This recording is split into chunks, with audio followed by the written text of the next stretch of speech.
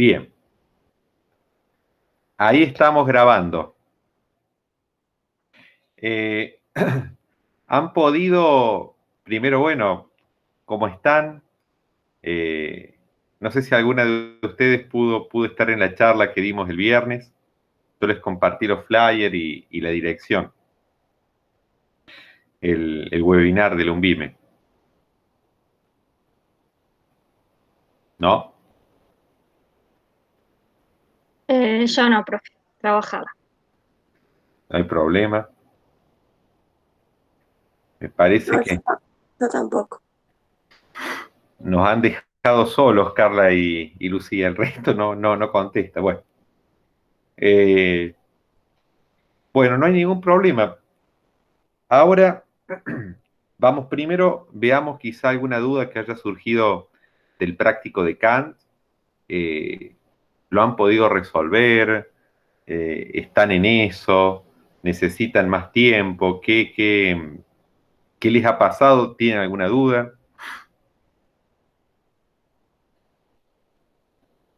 No le voy a mentir. Todavía no lo he visto. ¿No lo ha visto? Bueno.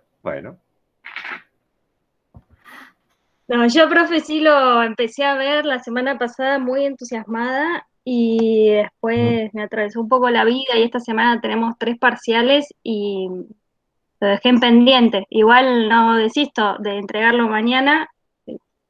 Si se, si se extiende la fecha también está bien. Creo que estamos todos un poco en eso porque viernes y sábado rendimos 2 materias más complicadas, anatomía y química. Entonces supongo que estaremos todas un poco eh, ahí, metidas en esa. Nada, no es excusa si la fecha es la fecha, ¿no? Pero se extiende Yo también. coincido. Capaz que hay más. Pero no es mala idea. Claro, Bueno, no habría problema entregarlo mañana, no hay ningún inconveniente. Estaría buenísimo si lo podría adelantar un poquito la fecha, atrasar un poquito la fecha de entrega, porque no sé.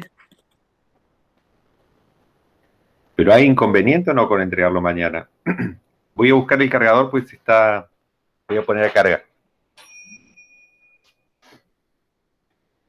Porque si llega, no hay problema, no la adelanto, no la atraso, digamos. La cuestión es llegar en qué condiciones, ¿no?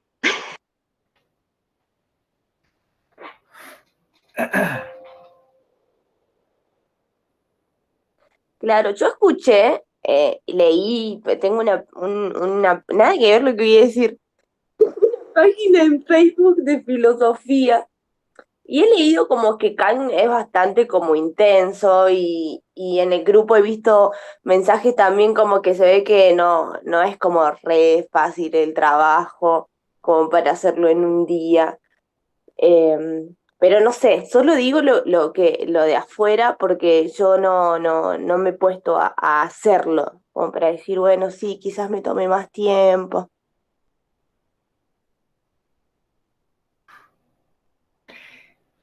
No, bueno, Kant es uno de los filósofos más importantes de la modernidad.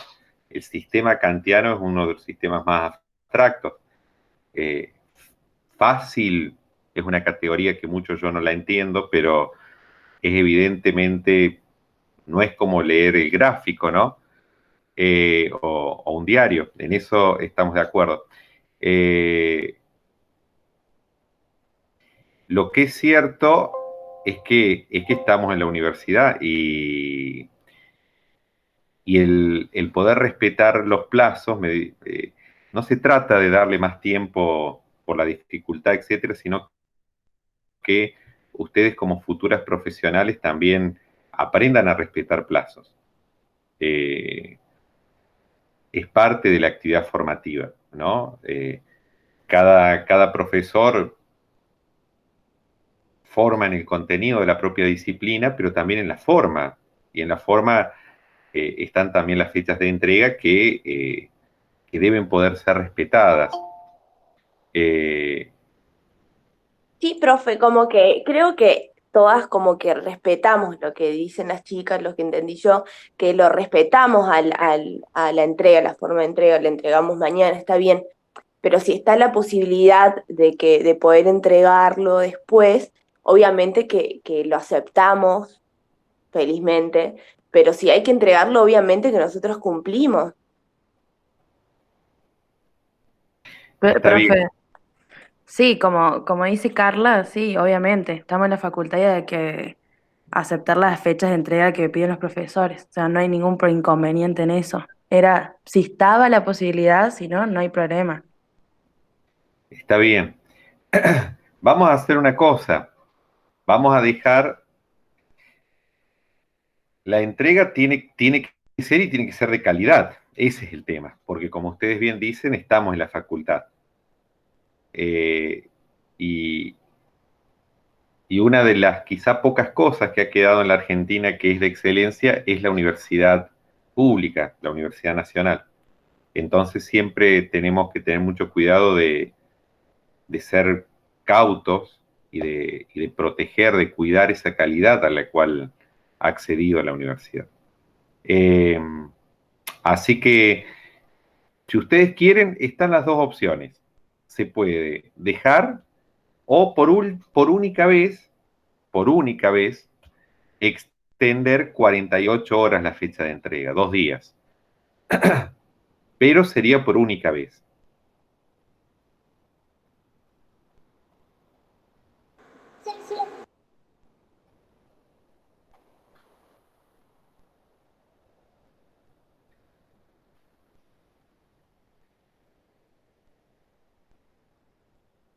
¿Qué les parece? Escucho ofertas. Para mí está bien, no soy una chica. Para mí está bien. ¿Para usted está bien que, Carla? Como extenderlo 48 horas.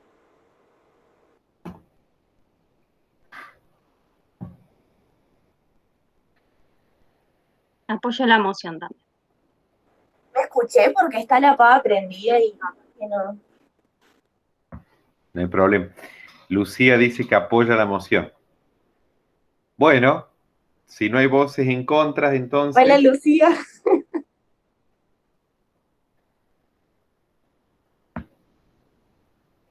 Si no hay voces en contra, la extendemos por única vez 48 horas. Ahora, al final de la clase, voy a entrar en el aula y cambio la configuración de entrega 48 horas más. Pero eso las obliga a que la calidad de los trabajos sea mejor, porque tienen 48 horas más. ¿Tenemos un trato?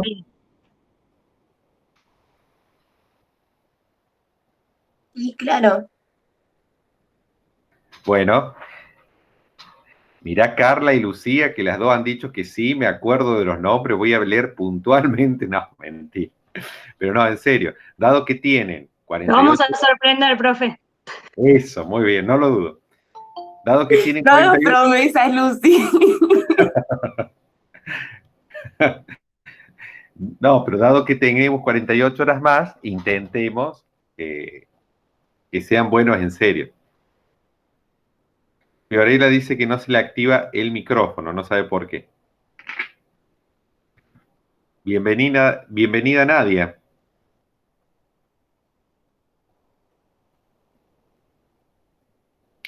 Bueno, Gracias, acá estoy. ¿cómo le va? Bien, bien. Me alegro. Lista. Perfecto. Las chicas estuvimos hablando, Nadia, y el práctico lo extenderíamos 48 horas más, porque han estado con parciales y demás, entonces les daríamos por única vez un changüí de 48 horas más. Bueno, perfecto, Mm. perfecto. Yo les dije que por única vez y a la vez están comprometidas básicamente Carla Ávila y Lucía Pettinari, anotá, que van a hacer trabajos de gran calidad.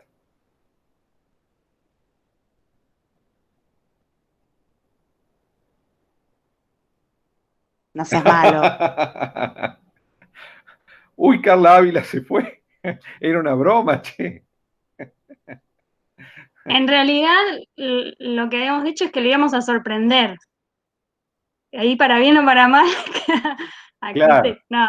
es verdad. La polisemia del concepto las ampara, Lucía, es verdad. Está Puede ser, grabado, está grabado. puede ser para un lado o para el otro. Ahí volvió Carla. Bueno, bueno. Bueno, vamos a empezar entonces.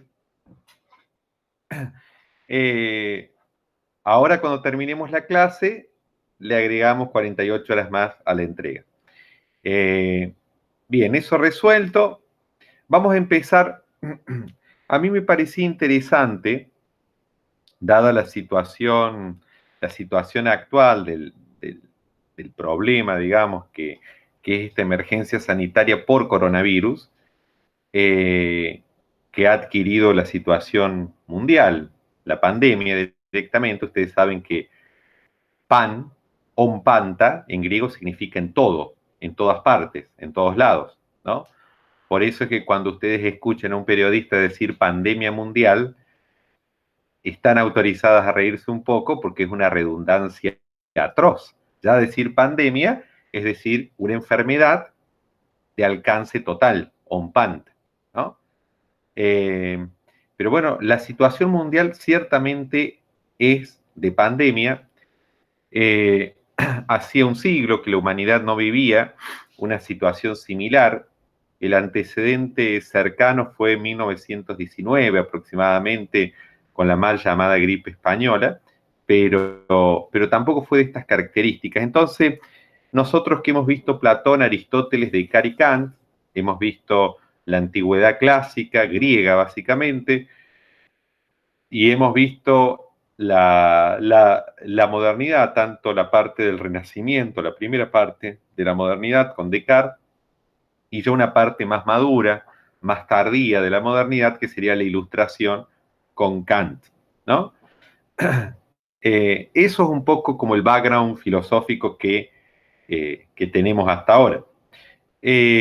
A mí me parecía importante hacer como un paréntesis en el desarrollo de la historia de la filosofía y sumar un tema, un capítulo, que no lo van a ver consignado en el programa, porque cuando hicimos el programa con las profesoras, con Nadia, con Miriam, obviamente que lo hicimos y lo presentamos allá por febrero, principios de febrero,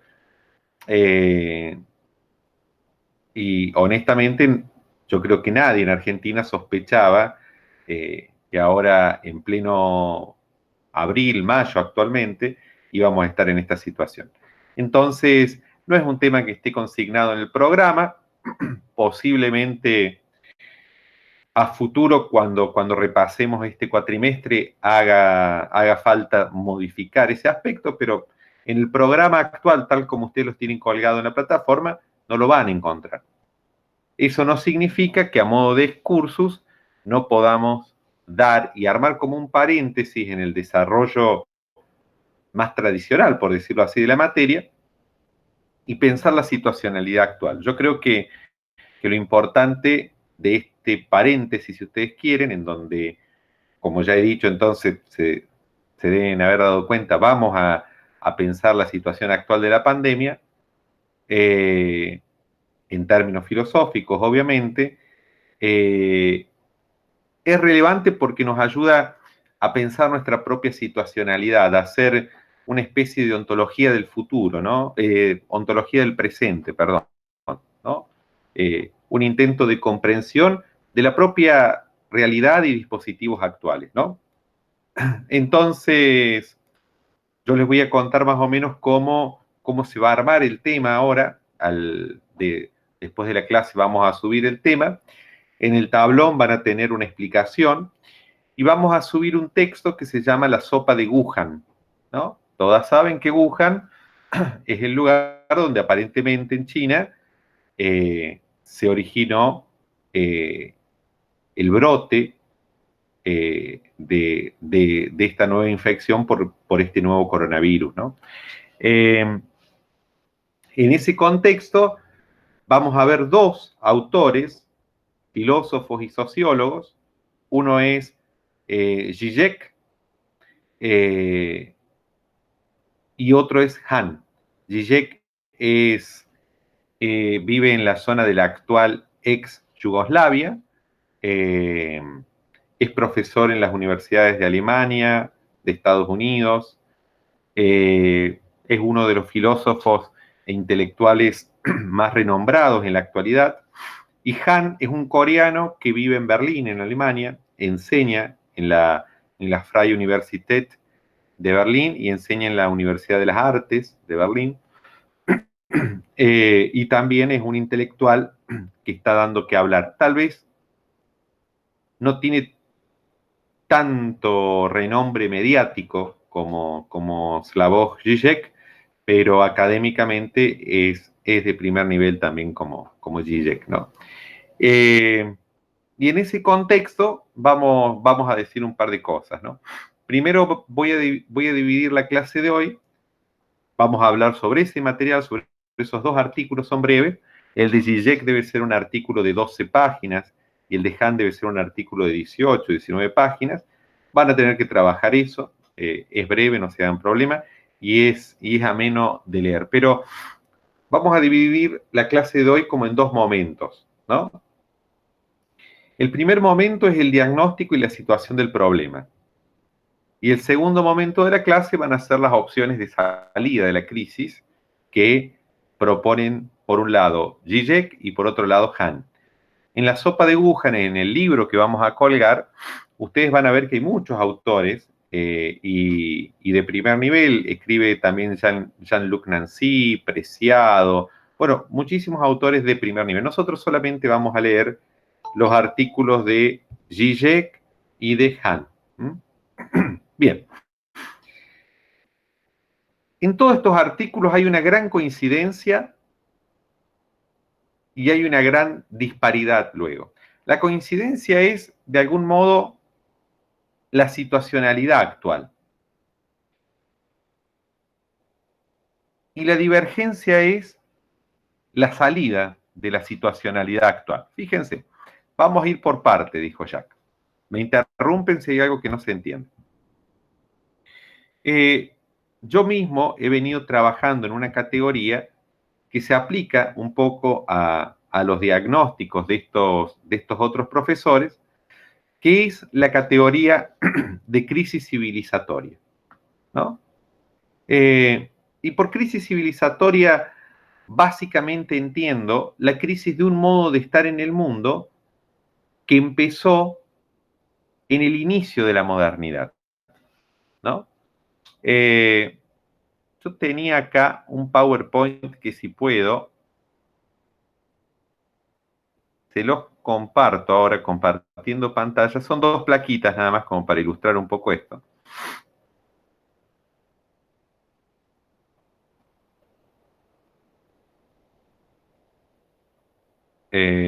A ver, vamos a ver si puedo. ¿Están todas conectadas? Sí. Sí, profe. Perfecto. No me dejen solo. Acá estamos, acá está. Bien. Vamos a ver si, denme un segundito, ahora estoy intentando abrir esto y que no se tilde todo.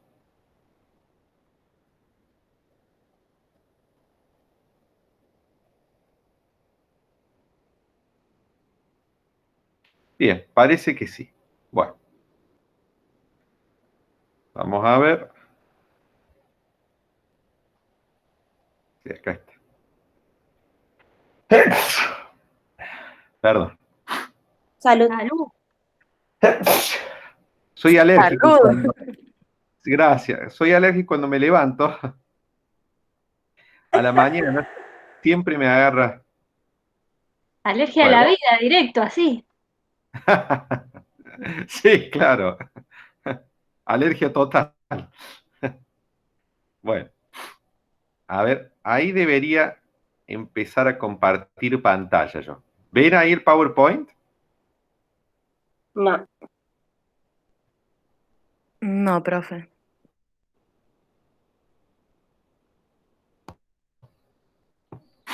Dejamos un ratito porque por ahí está lenta. A ver, me avisan si aparece mi pantalla. Ahí Ahora está. sí. ¿Apareció? Sí, ¿Hola? sí. ¿Me escucha? Sí, perfecto. Bueno, Ok. sí, sí. Bueno, yo lo que les decía básicamente es que de algún modo, para entender la situación actual, tenemos que volver al origen de la modernidad, ¿no? ¿Por qué? Porque en el origen de la modernidad y en el paso de la Edad Media a la Edad Moderna, ocurre un cambio central, que es este cambio que tenemos acá, que es el cambio de una actitud contemplativa del mundo hacia una actitud técnica, ¿no?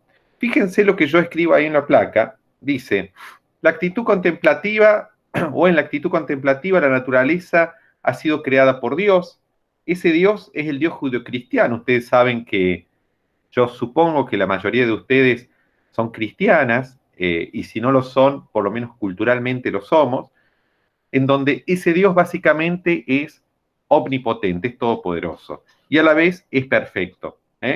Por lo tanto, dado que la gente es perfecto, lo que crea es la máxima perfección en sí misma, ¿no? De hecho, Santo Tomás de Aquino, un filósofo medieval y teólogo, va a decir ex nihilo fit ens creatum, que en latín significa de la nada sale el ente creado.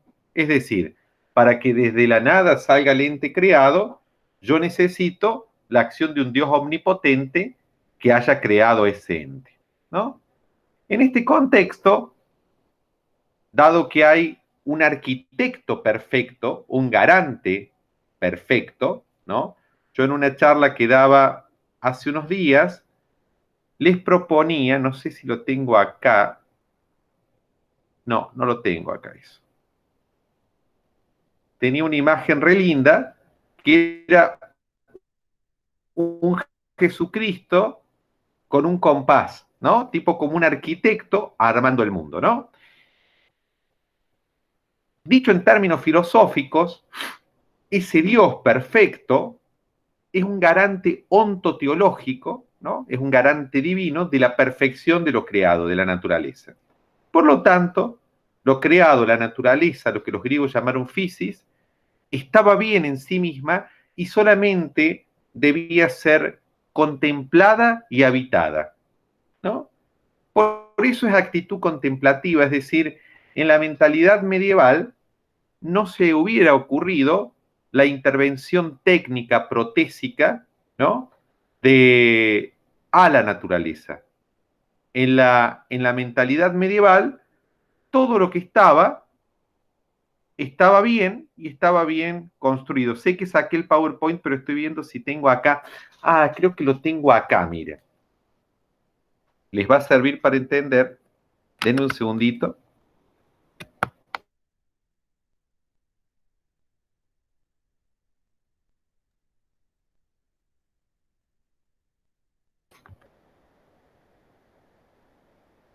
Sí.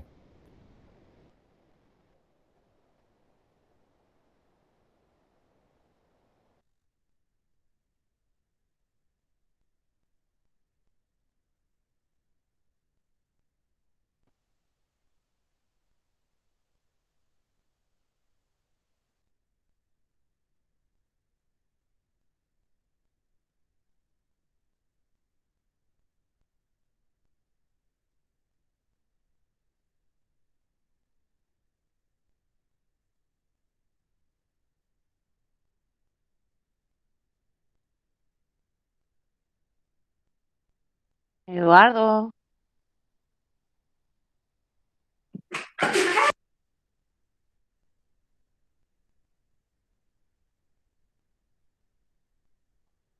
Lo perdimos, profe. Profe, sí, ahí. Sí, por eso le hablo, porque no sé si se ha dado cuenta que no está, Yo pensé que era solamente a que mí no que lo se me vemos. había cortado. Debe estar hablando solo. Ahí le escribo por WhatsApp. Esperen un segundo.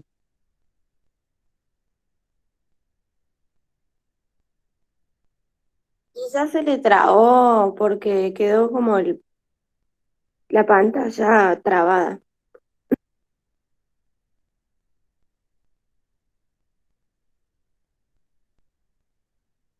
Sí, igual ahí se salió, calculo que va a volver a entrar, capaz se dio cuenta.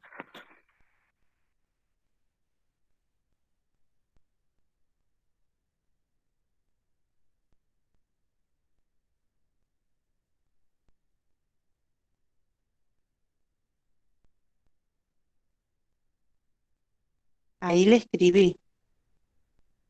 A ver qué dice. Me pareció raro, dije, se me rompió a mí, me quedé sin internet. Aguantemos.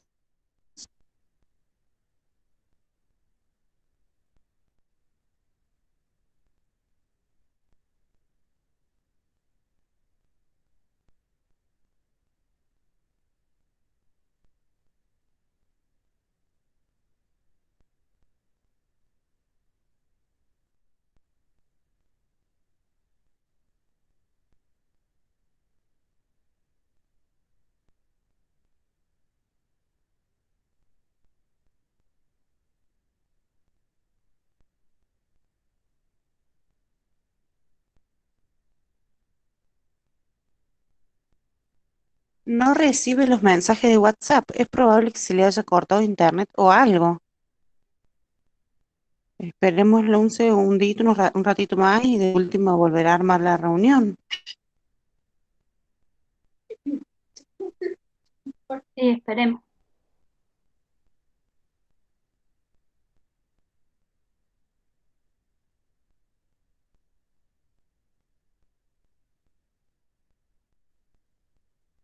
Y del tema que está desarrollando prácticamente está armado en base al coronavirus, así que no tengo idea de qué va a hablar. Eh, Así que ni siquiera podría yo encabezar lo que el profe estaba diciendo. No sé por dónde la pensaba encarar a la clase, porque si fuese algo que ya hemos dado, bueno, pero no puedo ayudar ahora.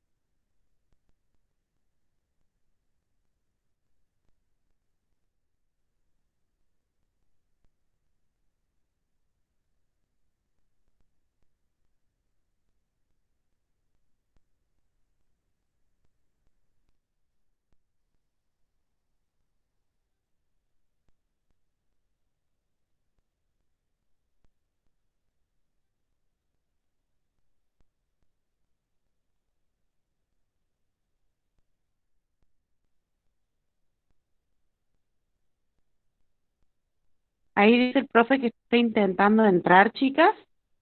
Eh, Dice que está esperando solicitud, o sea que va a tener que armar otra reunión. Démosle un segundo más y si no, ya le dije que arme otra reunión para que nos unamos. ¿Se fueron Buenísimo. todas? No, no, acá Están ahí. estamos. Bueno. Gracias, chicos. Ahí les aviso, a ver qué me dice.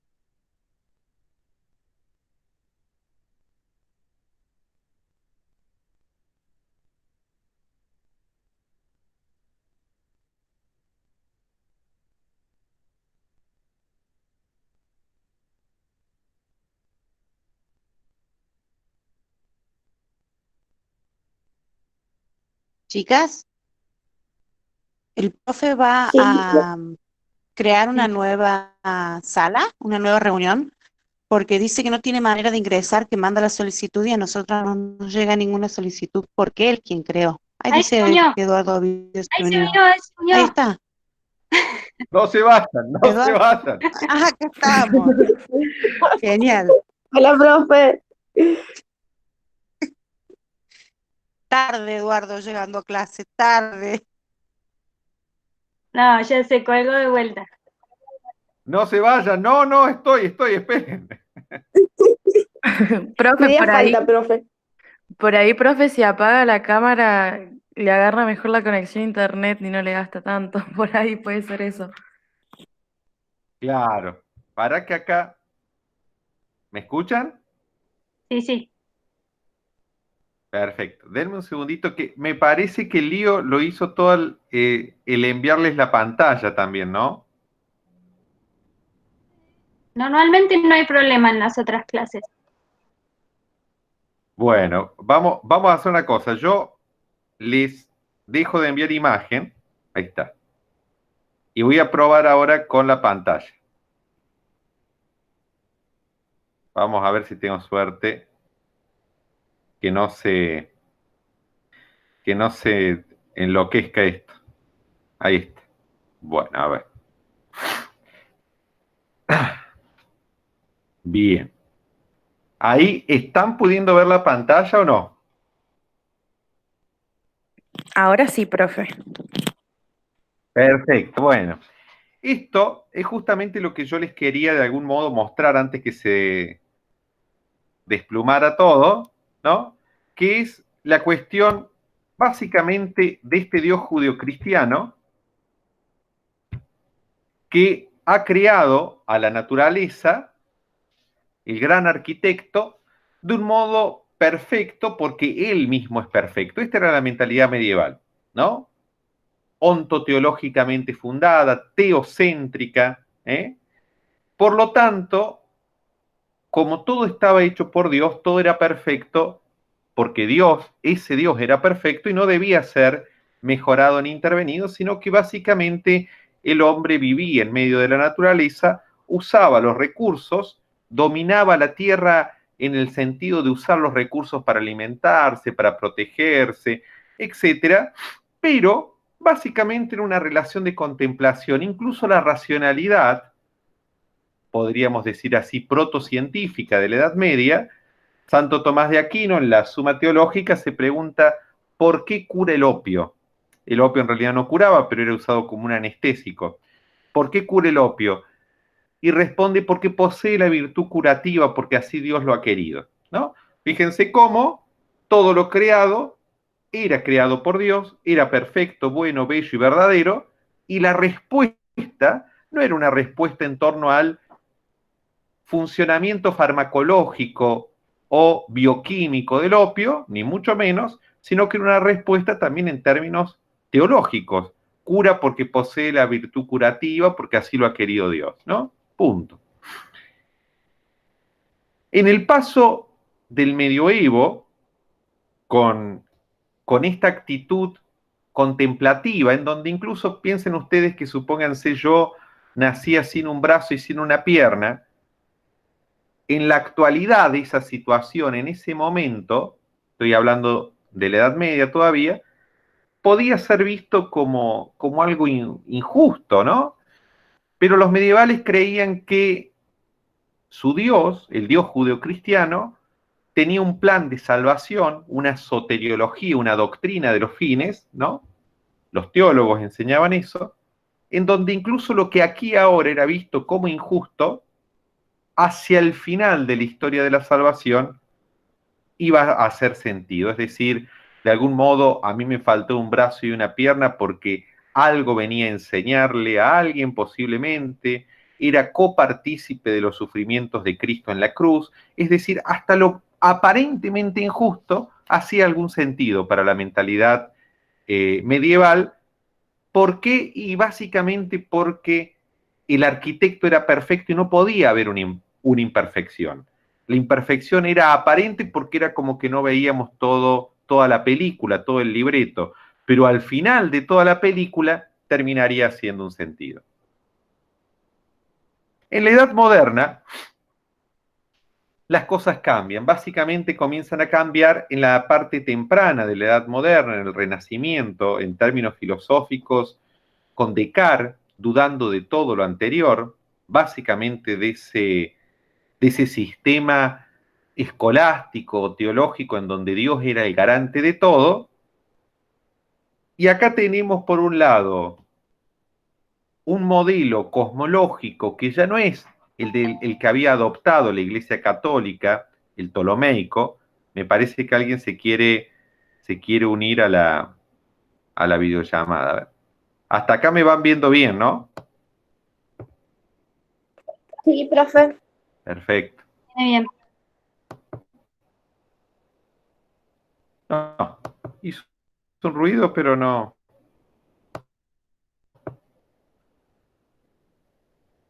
Ah, sí, acá está.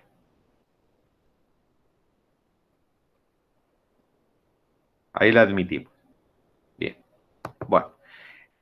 Entonces, volvemos acá a Copérnico.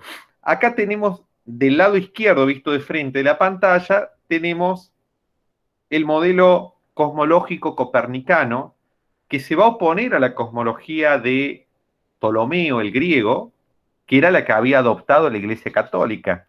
La cosmología de Ptolomeo decía que la Tierra estaba en el centro del universo y que todo el resto de las esferas celestes, hasta el Sol, orbitaba en órbita circular, porque circular era el movimiento perfecto, en torno a la Tierra.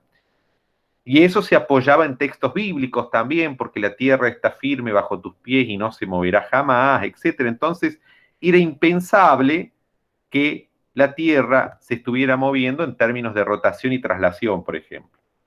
Copérnico va a retomar ideas que ya había desarrollado Hipatia de Alejandría, la última sacerdotisa y guardiana del templo y de la biblioteca de Alejandría, que los cristianos por otro lado violaron y despellejaron hasta matarla. Copérnico toma las ideas de Hipatia y genera lo que se conoce como modelo heliocéntrico, que es el modelo actual, en donde en el centro del universo obviamente no está la Tierra, hay un Sol, la Tierra es un satélite que orbita, las órbitas no son circulares, las órbitas son elípticas. Hasta ese momento, lo de Copérnico era una teoría, así que Copérnico no tuvo mayores problemas con la Iglesia Católica. Después de Copérnico vino el señor que tenemos a la derecha, que es Galileo. Ese sí tuvo problemas con la Iglesia Católica porque por la técnica, y acá viene el tema, desarrolló un instrumento que permitía comprobar la teoría de Copérnico. Ese instrumento es el telescopio. Y vamos a ver qué es el telescopio, básicamente. Fíjense. Uno podría pensar que el telescopio, y esta es una interpretación que se conoce como interpretación protésica de la técnica, el telescopio es una prótesis del ojo, por eso es protésica. ¿Qué significa? Y bueno, el telescopio es la mejora óptica del ojo. Con el ojo como lo teníamos originalmente, no podíamos, por ejemplo, comprobar o refutar una teoría astronómica, cosmológica. Pero con el telescopio como mejora óptica del ojo a través de lentes que potencian el ojo, sí lo pudimos hacer. Podríamos decir entonces que el telescopio es una mejora del ojo. En este sentido, lo que hemos hecho es básicamente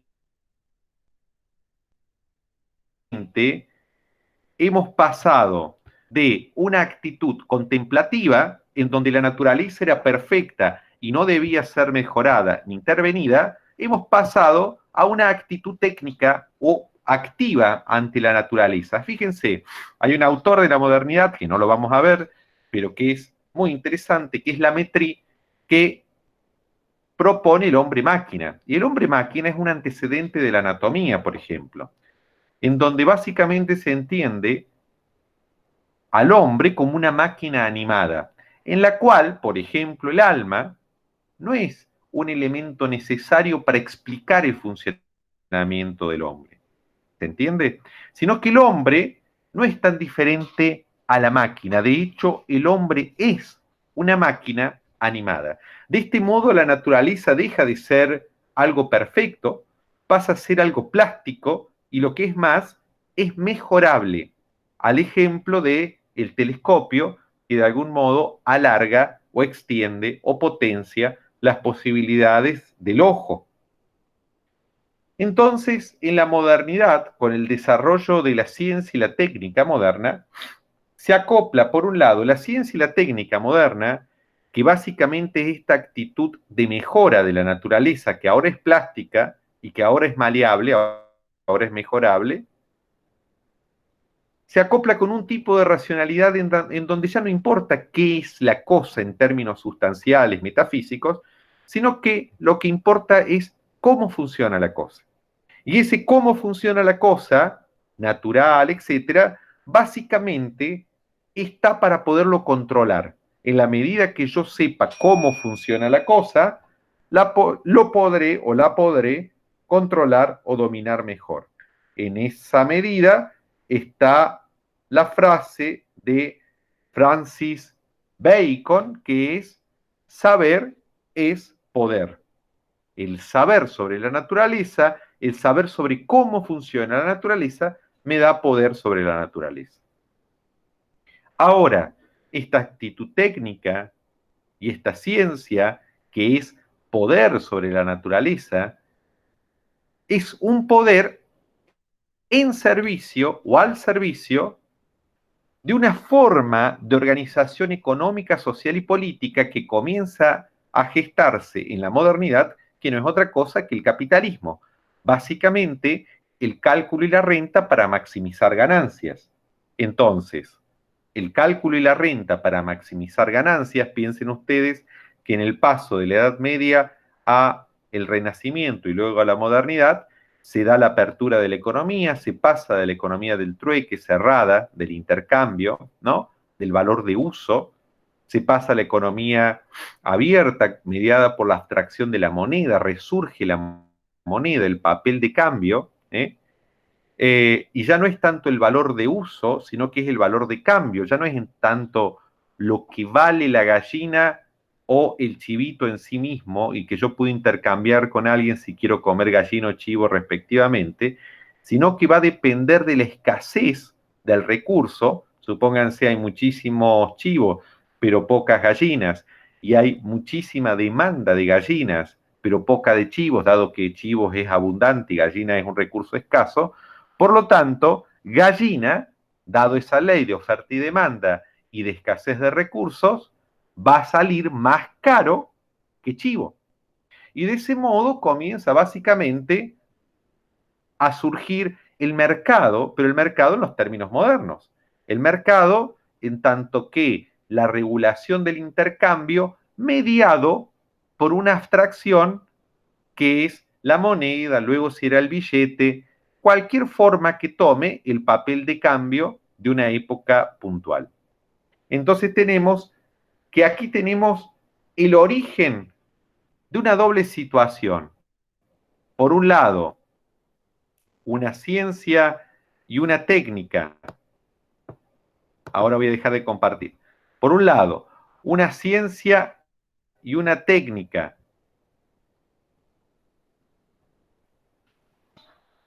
que empiezan a ver a la naturaleza como mejorable, como que debe intervenirse sobre la naturaleza, y por otro lado el desarrollo de una economía, una política y una interacción social que básicamente pone en el centro de juego el intercambio, y el intercambio mediado por papel de cambio, cualquiera sea el papel de cambio, y básicamente dentro de las reglas básicas de la oferta, la demanda y la escasez de los recursos. Esa situación es la que nos lleva a la actual crisis de pandemia. ¿Por qué? Fíjense, hecho toda esta historia, es lo que los autores de los textos que ustedes van a tener para leer en esta clase van a describir básicamente, no con estas palabras, porque estas palabras son de un artículo que estoy terminando de preparar yo, pero van a describir una situación actual del problema que básicamente es una crisis civilizatoria. ¿Qué significa eso? Esto que empezó en la modernidad, esta ciencia, esta técnica, esta forma de entender a la naturaleza como mejorable y al servicio de la producción económica y del mercado capitalista, progresivamente se ha hecho más incompatible con la permanencia de la vida en el planeta. Por eso es una crisis civilizatoria.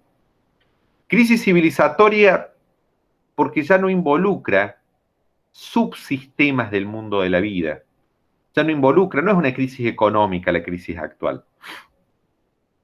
No es una crisis social, no es una crisis política. Es una crisis de todo el modo de estar en el mundo, en donde la pandemia por coronavirus es simplemente un emergente. Pero en realidad, para garantizar la permanencia de la vida humana en el planeta, cosa que como nunca en las edades anteriores ahora no está claro,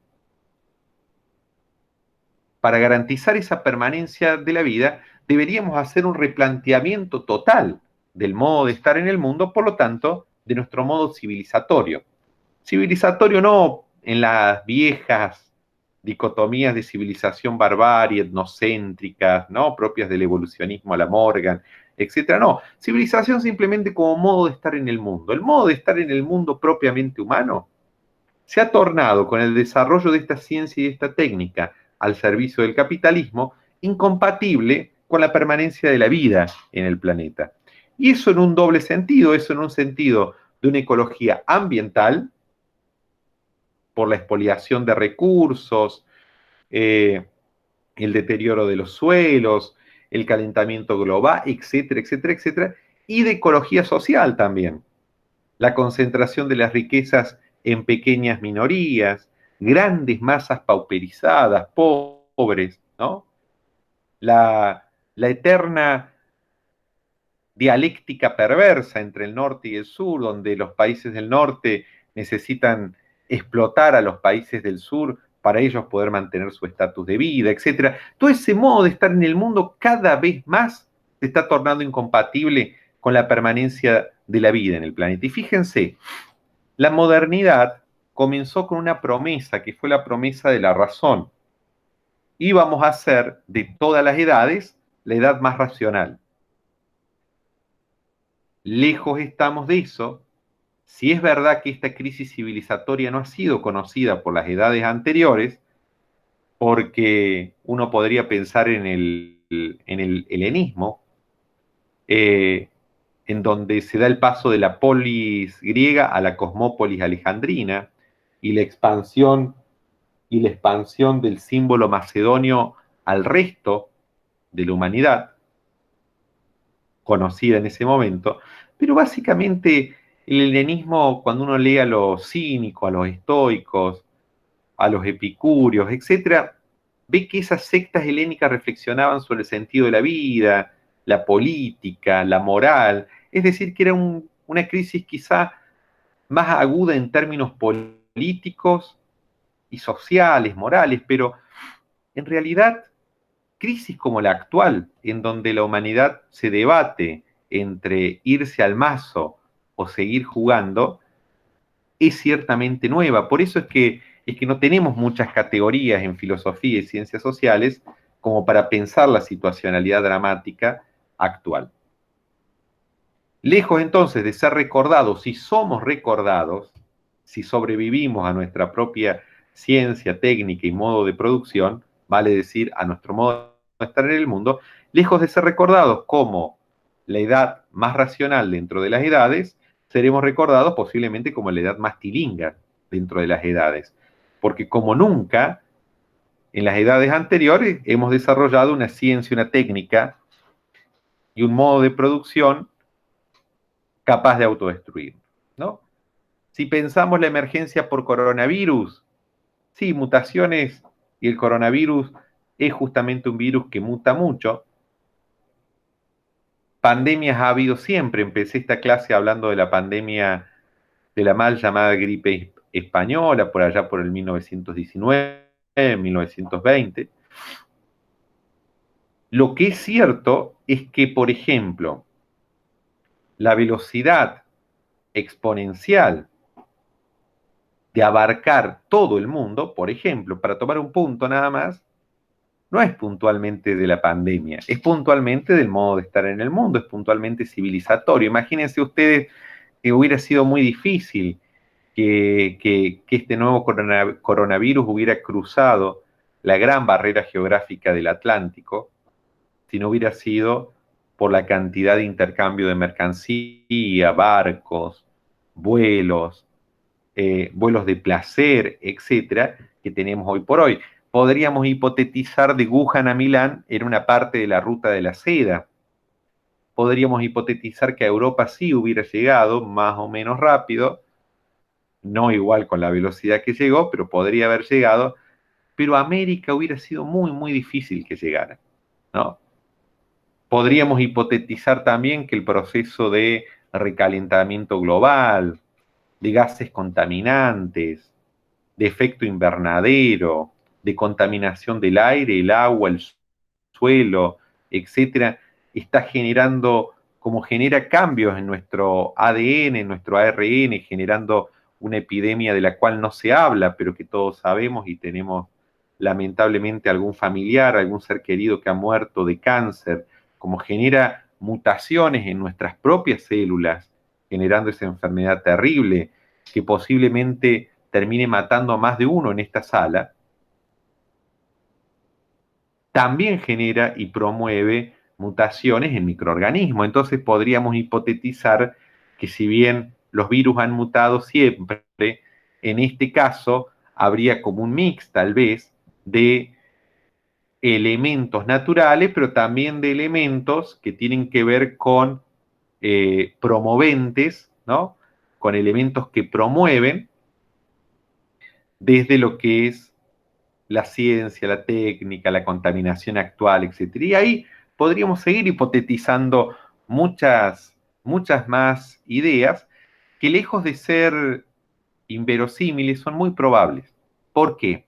Y porque en realidad no se puede disociar la situación actual, la actual situación sanitaria, en donde, por ejemplo, otro punto, la letalidad por coronavirus es relativa en los grupos de riesgo, es peligroso, pero lo que es cierto es que este coronavirus encontró también un mundo, no solamente países, mundo, que apostó muy poco a la salud y a la salud pública, que priorizó otras formas de institución y otras formas de mercancía y no priorizó la salud de todos, por ejemplo. Entonces, dentro de una lógica tecnocientífica de funcionamiento del capital, de nuevo, en la cual una pandemia encuentra sistemas sanitarios que tienen que terminar eligiendo, aquí en Argentina afortunadamente no ha sucedido, pero en muchos países que tienen que terminar eligiendo en protocolo de triage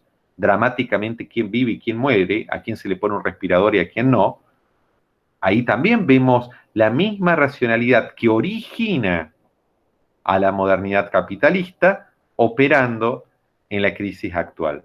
Porque esas condiciones nefastas de la salud pública no fueron generadas por el coronavirus, las encontró el coronavirus, pero ya estaban ahí y fueron generadas por una racionalidad que verdaderamente no prioriza la vida, sino que prioriza la productividad. Podríamos seguir toda la mañana diciendo en qué medida la actual situación de pandemia se inserta totalmente en una situación de crisis civilizatoria en la cual, como nunca, no está claro que vayamos a poder seguir existiendo como especie. El coronavirus no va a ser posiblemente el elemento de nuestra extinción, pero posiblemente la contaminación del aire, el agua, la tierra, los gases invernaderos, el desgastamiento progresivo de la capa de ozono, las grandes concentraciones y pauperizaciones de inmensos sectores de la humanidad, la explotación, la esclavitud laboral, etcétera, sean el caldo de cultivo para situaciones cada vez más críticas, cada vez más dramáticas y que sí nos puedan llegar a abismar a la autoextinción. En la sopa de Wuhan van a encontrar básicamente un diagnóstico compartido de la situación que va todo por este lado. Las opciones de salida, y no me quiero extender tanto, son variadas. Zizek es un poco más optimista, cree que vamos a salir y va a haber la vuelta de un comunitarismo, ¿no? De algún modo que este virus puede hacer una revolución.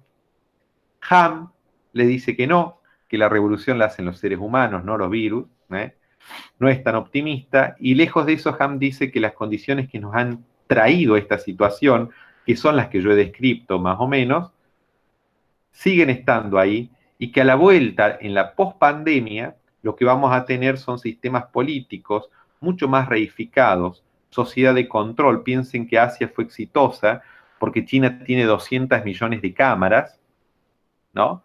Y con ese procesamiento de Big Data hacen reconocimiento facial y termolectura, y si Nadia tiene 37,5 de fiebre, le mandan un mensaje de WhatsApp y que se quede en la casa, y controlan su casa vía drone.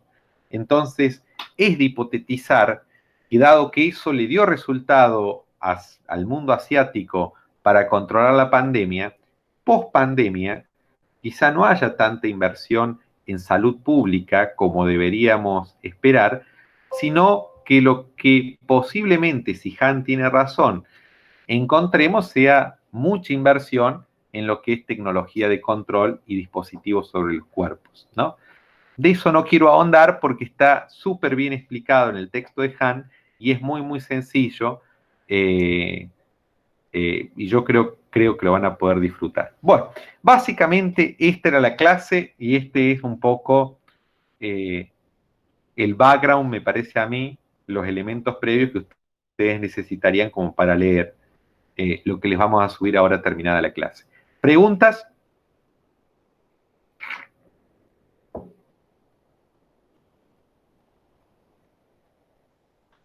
No. A ver, van a subir este material con una consigna al respecto. Ese sería el plan. No, vamos a subir toda una explicación, vamos a subir el material y un videíto. La consigna es leer esos 2 capítulos. Y después, cuando ustedes hayan resuelto el trabajo práctico que tienen que resolver primero, ahora que extendemos, por 48 horas, después vamos a subir una actividad práctica sobre esto. Pero después, Lucía. Perfecto. Lo que sí, por el momento, vayan leyendo. Sí. Bueno, si no hay preguntas, nos despedimos y cualquier duda nos escribimos. Hasta el lunes que viene. Bueno, gracias, profe. Buenísimo, profe, Gracias a gracias. ustedes, que anden bien. Chau. Hasta luego. Chao.